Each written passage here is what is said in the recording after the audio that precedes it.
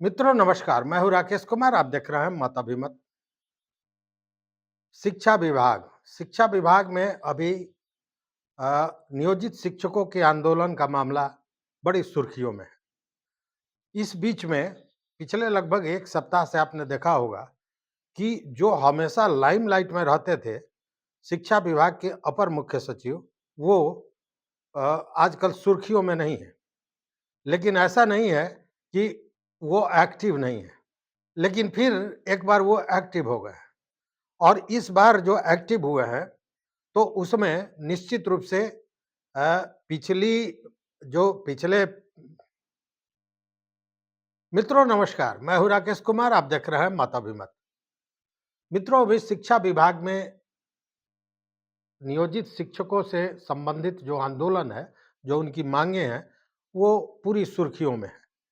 चारों तरफ यही चर्चा है, सरकार से लेकर और सड़क तक।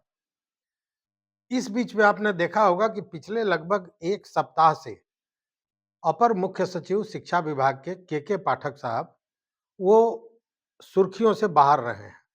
ऐसा लग रहा था कि वो एक्टिव नहीं है, लेकिन ऐसा नहीं है। वो पूरी तरह एक्टिव है और इस बार उनका जो फरमान है, उस पे उँगली भी नहीं उठाई जा सकती है।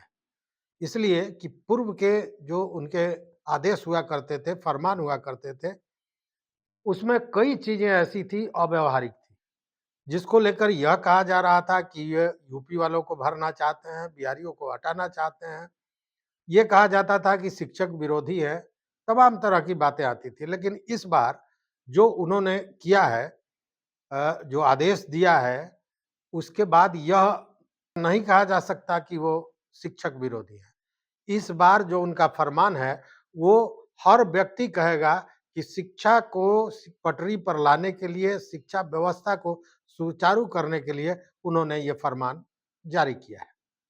और इस फरमान के तहत 500 से ज़्यादा शिक्षक ऐसे हैं, जिनकी नौकरी जाएगी, ये तय है। ये नियोजित शिक्षक हैं और इनकी नौकरी जानी तय है। मामला क्या है, ये समझिए। देखिए, लगातार ये चर्चाएँ चलती रही हैं कि शिक्षा विभाग में जो नियोजित शिक्षक थे, उसमें बहुत से ऐसे थे जो अयोग्य थे।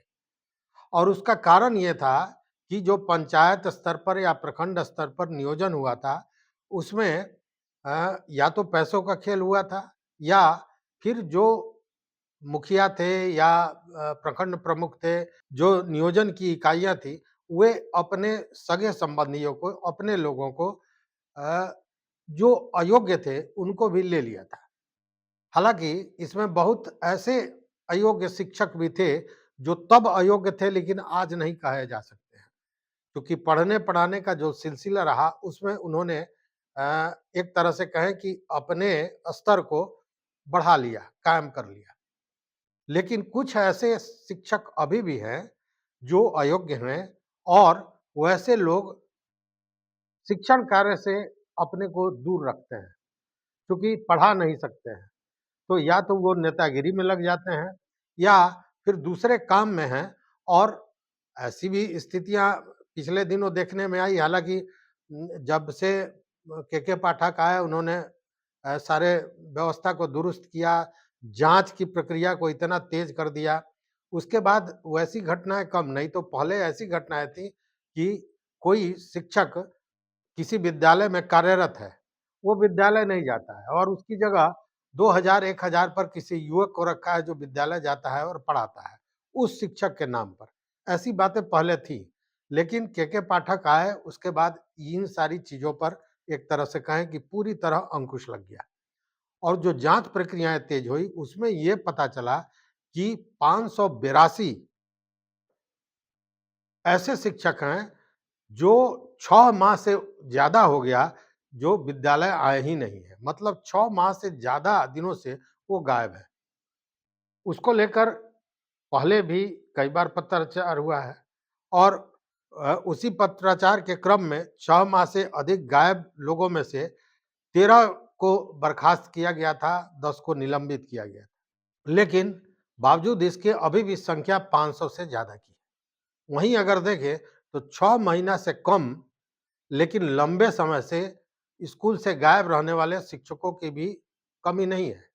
उनकी संख्या भी लगभग 134 है और नियोजन इकाइयों को शिकायत करने के बाद भी मात्र 34 लोगों पर कार्रवाई हुई, बाकी 100 लोग अभी उस कार्रवाई से बाहर हैं। ये भी देखा गया कि जब ऐसी जांचें हुई और शिक्षा विभाग द्वारा नियोजन इकाइयों को कहा गया कि इस मामले में वो संज्ञान लें और दंडात्मक कार्रवाई करें, उस पर नियोजित नियोजन इकाइयों ने कोई कार्रवाई नहीं की और अब अंत में के पाठक ने इस पर कार्रवाई कर दी है। उन्होंने पंचायती राज विभाग के जो अपर मुख्य सचिव हैं मिहिर कुमार सिंह, उनको एक पत्र दिया है और पत्र में उन सारे शिक्षकों के बारे में कहा गया है जो 6 महीना से ज़्यादा दिनों से लापता हैं, उन लोगों को नौकरी से बर्खास्त करने की बात कही गई है, नौकरी से बाहर करने की बात कही गई है। अब चूँकि बार-बार जो इसके पूर्व भी जब नियोजन अ, इसके पूर्व भी जब नियोजित शिक्षकों के विषय में ये बात हुई थी कि 3 परीक्षा देंगे और अगर फेल कर जाते हैं तो नौकरी से निकाल दी जाएगी। उस समय बार-बार यही कहा जा रहा था, हम भी कह रहे थे कि नियोजन इकाई दूसरी है तो फिर शिक्षा विभाग कैसे निकालेगा? और वो बात आज सच साबित हुआ। चूँकि इन लोगों पर कार्रवाई के लिए के पाठक ने पंचायती राज विभाग के अंदर में ही ये सारे नियोजन इकाई हैं, उनके अपर मुख्य सचिव मिहिर कुमार सिंह को पत्र दिया है। अब इसका कोई विरोध भी नहीं कर सकता है। विरोध इसलिए नहीं कर सकता है कि यही वो लोग हैं, वो शिक्षक हैं, जिनके कारण इतनी बड़ी जो शिक्षकों की संख्या है, वो कहीं न कहीं बदनाम होते हैं। या ये कहा जाता है कि नियोजित शिक्षक स्कूल से भागे रहते हैं, पढ़ाना नहीं चाहते हैं, ऐसा नहीं है। इन्हीं नियोजित शिक्षकों के कंधे पर पिछले 2 दशकों से शिक्षा व्यवस्था चल रही है, पूरी तरह। इसलिए अयोग्य न ये अयोग्य हैं और न इनके दक्षता में कमी है। कमी कुछ ऐसे चंद लोग जो बैकडोर से शिक्षण कार्य में घुसे थे और न उनको पढ़ने-पढ़ाने से कोई मतलब नहीं है, वैसे ही लोगों के कारण जो पढ़ाने वाले शिक्षक हैं, जो योग्य शिक्षक हैं, उनकी भी बदनामी होती रही है। तो के पाठक के बारे में हम कह सकते हैं कि फिर एक बार वो एक्शन में आ गए हैं। हालाँकि अभी जो नियोजन इकाई का जो चल रहा है, उसमें आप देखेंगे तो के पाठक के कई अनुशंसा को या कई जो उन्होंने आदेश किए थे, वो धीरे-धीरे धराशायी होते जा रहे हैं। इसलिए कि वो या तो अव्यावहारिक थे या संविधान के खिलाफ थे। लेकिन यह मामला जो अभी के पाठक ने उठाया है, यह निश्चित रूप से शिक्षा व्यवस्था का में सुधार लाने में एक बड़ा कदम माना जाएगा। इस विषय पर आप क्या कहना चाहते हैं, आप ज़रूर बताइए। इस वीडियो में बस इतना ही। चैनल पर नए हो तो सब्सक्राइब कर लीजिए, लाइक कीजिए, दोस्तों के साथ शेयर कीजिए और अपना विचार ज़रूर हमको दीजिए। इससे जुड़े और अपडेट के साथ फिर आपसे मिलेंगे, तो देखते रहिए मत अभिमत। बहुत-बहुत धन्यवाद, कोटि आभार।